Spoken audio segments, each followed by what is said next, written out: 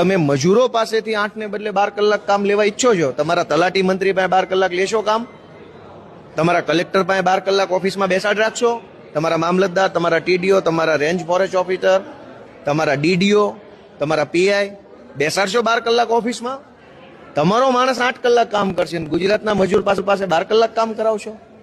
તો મેં પૂછ્યું કે ગુજરાતનો ઔદ્યોગિક વિકાસ કરવો હોય તો હાલો બધા ભેગા મળીને નવું બિલ લાવીએ કે આખી સરકાર 12 કલાક કામ કરશે, મુખ્ય સચિવો 12 કલાક બેસશે, બરાબર, રાજ્યના તમામ સચિવો 12 કલાક, મંત્રી 12 કલાક ઓફિસમાં બેસશે, ધારાસભ્ય બધા, તલાટી બલાટી બધા. મેં ઓન રેકર્ડ એમ કીધું કે ગામમાં તલાટી અઠવાડિયું આવતા નથી અને તમે મજૂરો પાસે 12 કલાક કામ કરાવો છો. બરો, તલાટી 2 કલાક તો આવે ગામમાં, પેલા જોઈ તો લે ગામજનો કેવો લાગે છે. એટલે આનો મેં વિરોધ કર્યો છે આ બિલનો, અને સરકારને વિનંતી કરી છે કે ભાઈ તમારે મૂડી રોકાણ ને ઔદ્યોગિક ને બધું મજૂરો માટે નથી, મજૂરોનું શોષણ કરનારા શેઠિયાઓ માટે કરો છો.